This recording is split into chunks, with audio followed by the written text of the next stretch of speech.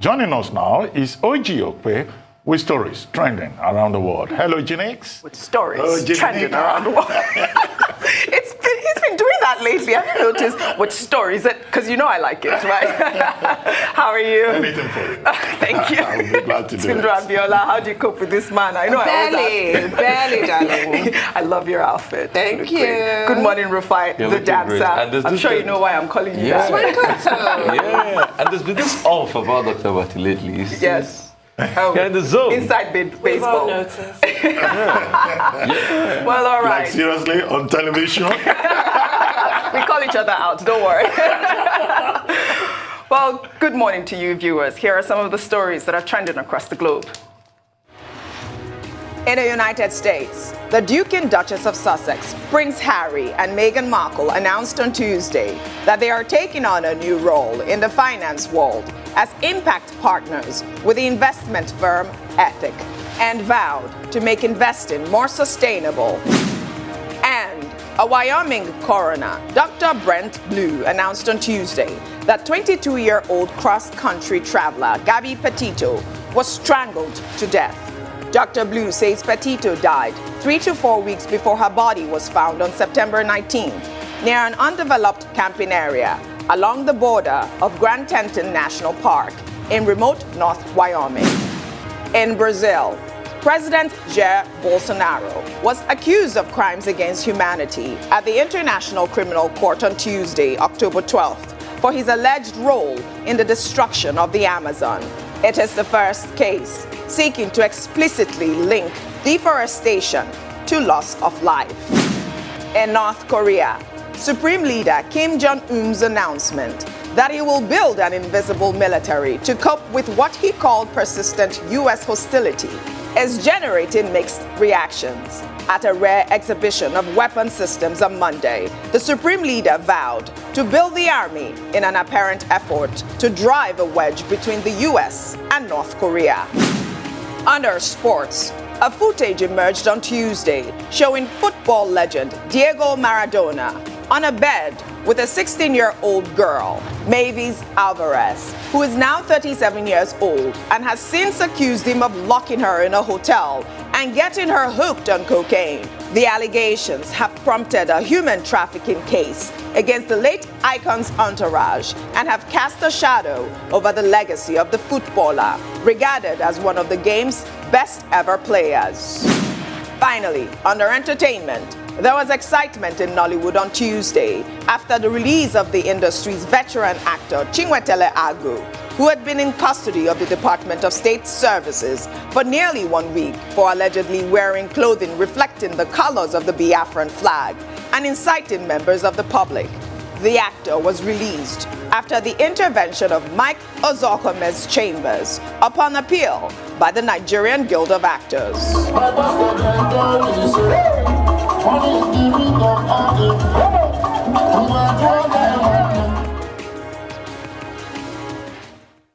I love that video of him dancing. It's not the first time he's wearing the Biafran flag. I think I was talking to you earlier about whether there is a law whether or not you're allowed to wear the flag or buy the flag in the market or whatever. But it's also shocking that he's just been released after nearly a week. It is really shocking because I don't know of any law like that. But like I said when you first raised this issue, you've had announcements from various commissioners of police across Nigeria banning the Biafra flag. So you have sometimes, like what's happening recently with the Commissioner of Police for Lagos, saying that people shouldn't protest in remembrance of last year's NSAS protest. So even though the law does recognize peaceful protests, commissioners of police have been known to come out and just, express some kind of fiat about certain issues. I told you I tried to buy a Biafra flag once and I just could not get it anywhere in Lagos because everybody who sold it at some point was told that if you sell it again, you'll be arrested. I think the issue here is that it's not codified anywhere that I know of. I stand to be corrected. The issue here is showing allegiance to a prescribed body like IPOB. I think that's what what he got into trouble for. But should he get into trouble for it if it's not in any law? I just don't understand that. It's still a developing case, so we'll learn from this case, I guess. We'll see what would happen. Let's take this story for our viewers who are just tuning in. A video posted on Twitter by Nigeria's female basketball team, the Tigress, in which they accused the Minister of Youth and Sports, Sunday Diary, of diverting $100,000 that was donated to the team. The players also accused the president of the Nigeria Basketball Federation, Musa Kida, of not paying them their allowances. Let's take a look before we come back for a discussion. Musa Kida said that the Federation isn't owing any players, officials, or vendors. This is far from the truth. The last time we checked, our allowances, stipends, bonuses, training grants, and donations made by banks for players, officials, and volunteers still have not been paid. We are owed $73,118 from the NBBF, $24,000 from the Ministry for the Tokyo Grant, and $100,000 from donations from 3 banks in Nigeria. Ever since our general manager and team manager resigned, we feel like we're being marginalized. Our senior leadership, like the former president, never really shows up for camps or competitions to boost our morale. And when we have significant concerns and issues that needs to be addressed, when he does show up, we get vague answers, as if our concerns aren't important to him. But when we win, they magically show up for photo ops and celebrations to use for political gain. Our demands: all money owed to players, officials, and vendors, adequate travel to competitions, and a team manager for all team functions.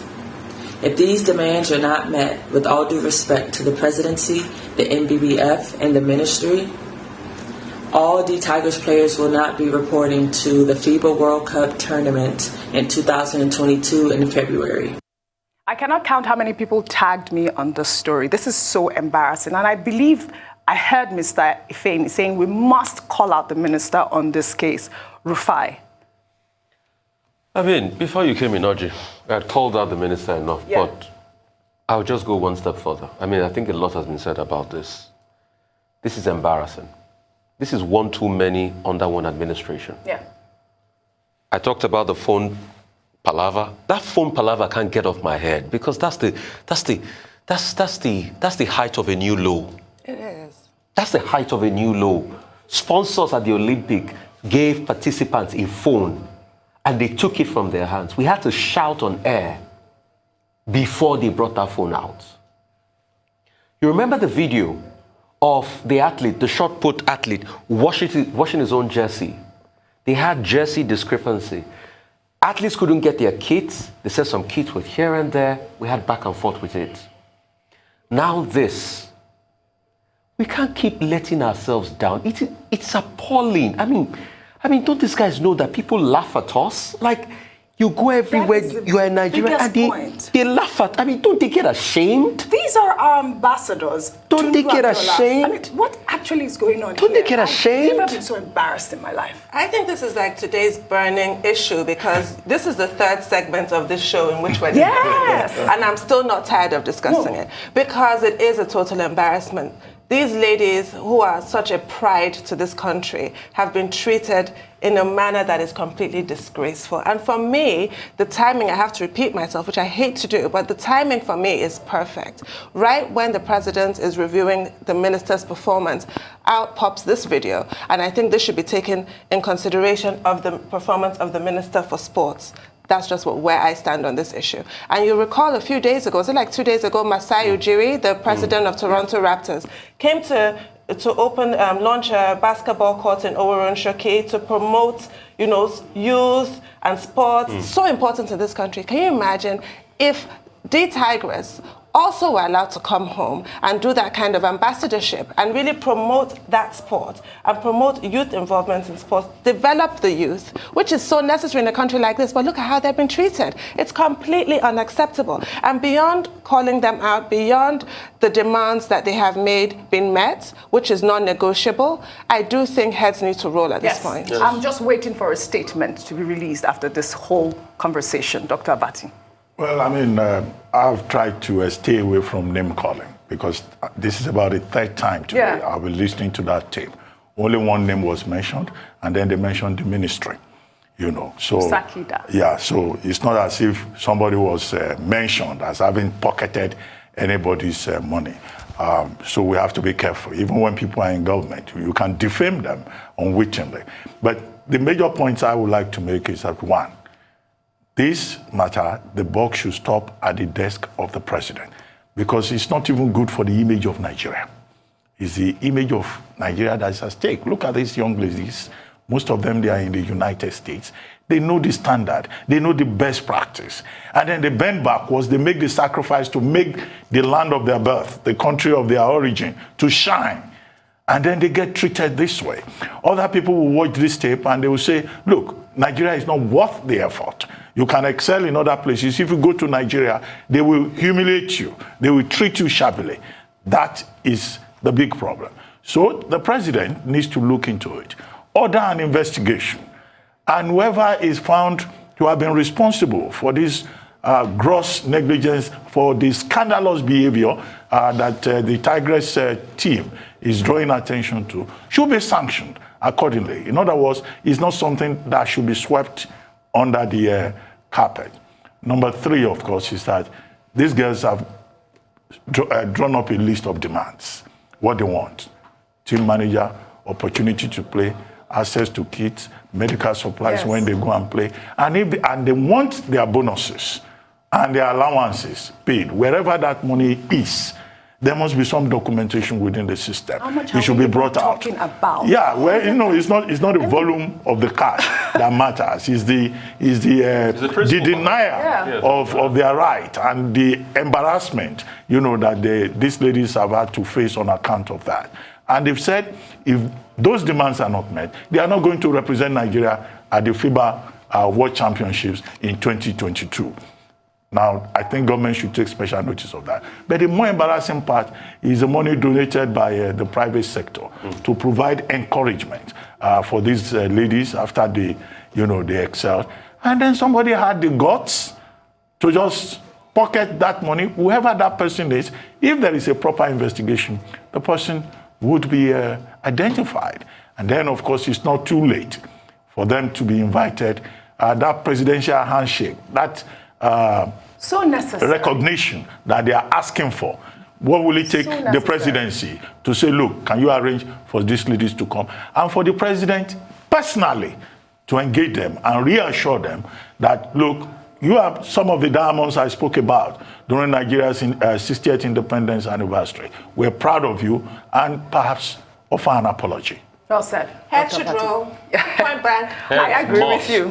I agree with all of you at this point. These women have made history for Nigeria and should be treated correctly. We'll take another story. The Minister of Works and Housing, Babatunde Fashola, has come under fire on social media for saying that Nigeria cannot continue to depend on other nations for vaccines during outbreak of pandemics. The minister, while speaking at a conference organized by the Nigeria Institute of Medical Research Foundation, which he chairs, admitted that there was a need to develop human capacity in medical research to prefer solutions to existing diseases of public health concern and other likely pandemics such as COVID-19. Fashola noted that the foundation, which was founded in 1977 with a vision to lead medical research, has not attained its goal due to lack of funds, while referencing research institutes in the Western world that are undertaking groundbreaking work in biosciences and biotechnology. Well, let's take a Twitter comment from Sheyi, who wrote, "We can't continue to have a government that likes to state the obvious and lament but cannot bring the change they promised." I mean, I think it's far beyond what Sheyi has just quoted, the issue of, the lack of medical infrastructure in Nigeria. I was impressed that we've had this institute since 1977, but it is so appalling that nothing has come out of it, Tundu. It truly is. I mean, it's heartbreaking.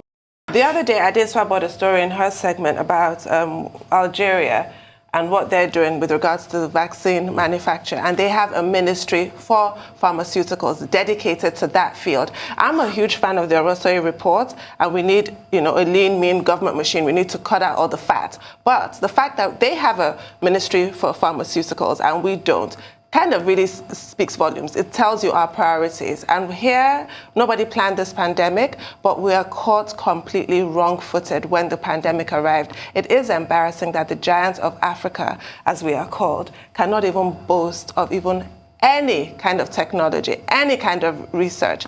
We did have some hopes. I have to say I was so excited initially when people like Professor Iwu said that they had, vaccine candidates, they had treatment candidates, but nothing has happened. And I think it does come down to funding. There's no funding, there's not enough emphasis put on that. But when we don't even have enough funding for health, for education, unfair, really. Where do we begin? And with all of that, we have a budget deficit of over 6 trillion naira. I mean, where do we actually begin? I mean, where do we start with this? This is a foundation, and we have a lot of billionaires in this country that can donate to this foundation for, I can't understand it. We lament a lot in this country. Yes, we do. We all know what the problem is, but who is going to address those problems and put their fingers on solutions?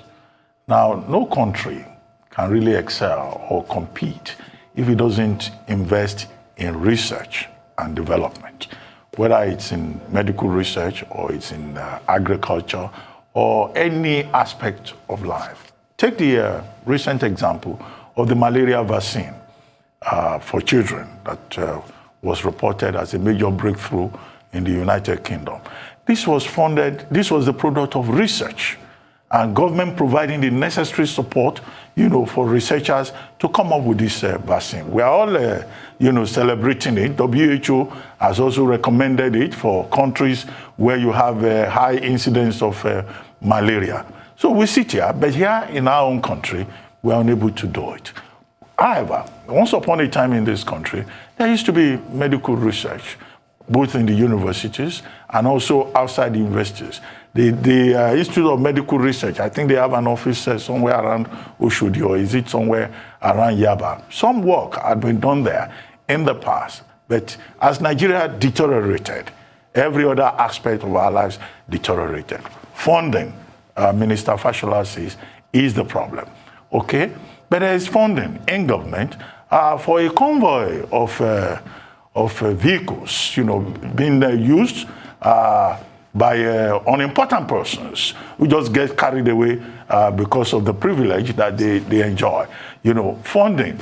I mean, you find an important man so-called in government who will have like 50 assistants. So there's so much leakage, there's so much wastage, and we do not prioritize. And if you look at the development plans, they will say scientific research is a major priority, but who follows through? In fact, if you call some key people in the government, they don't even know what those development plans are. And then you talk about, you are concerned about the private sector. Yes, we have many billionaires here, but look, some of these billionaires, it's not that they don't have the good spirit to help the country. But who wants to donate money to research, knowing that the next thing that the man managing the funds will do will be maybe to take a new wife? We're in trouble. They take the money meant for research, they go and take 2-3 more wives, including children, in violation of the Child Rights Act. So this is the paradox that we deal with here. So there is the question of moral turpitude. Yes. There is the crisis of, not focusing properly on priorities. And it all comes down to one issue: leadership. Yeah. So Minister Fashola, as chairman of that research foundation, yes, has said all the right things. But the question is, Quo Vadis Nigeria, where do we go from here? Absolutely. A quick comment from you, Rufai. So I think it's a case of two mads. It's either you're making a difference or it's mutually assured destruction. So I think the path we're taking is always that of mutually assured destruction. We are agreeing with ourselves that we'll destroy ourselves. We don't invest in the things that are necessary.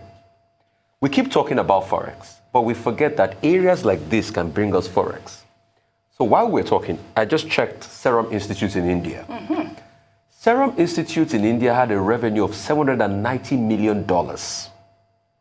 Just imagine if NMIR is equipped to do a lot, just imagine the revenue they can bring in Forex to this country.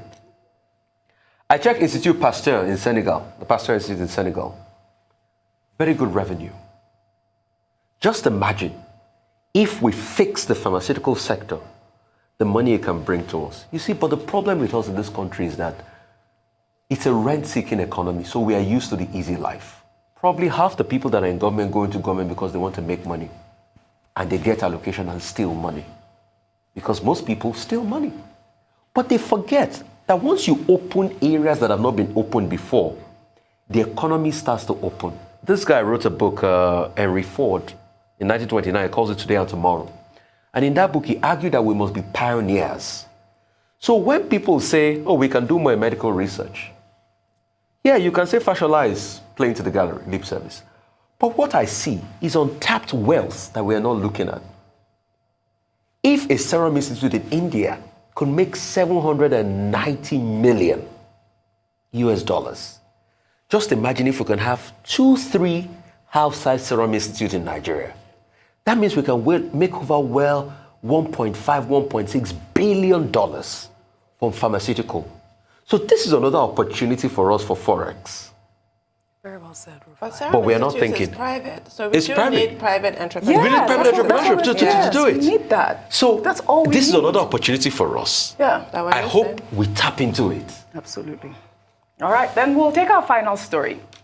An appointment letter that is now circulating on social media, issued by the Vice President of the University of Uyo's Student Union, Blessing Jaja, reveals that she approved the appointment of 18 aides for the smooth running of activities in her office. The letter, which has since gone viral, has generated a debate on social media, with many saying the students are already emulating political ethos in Nigeria. Let's take a comment real quick. This user wrote, as a matter of urgency, we need a complete overhaul of our value system in this country. And this must begin in the nursery and primary school. This is because the majority of the older generation are corrupt, as the very politicians we criticize. These appointments by this power-drunk lady is not only ridiculous, but a reflection of how the average Nigerian reacts to having power and control. It's a very unfortunate situation. We're in this studio. He has 50 assistants. You just said it. We were in this studio when a governor was bragging about the fact that he employed 2,500 aides. He told us life. So we are not surprised. They learned from the best. Aides. The future is here. What? The future is here.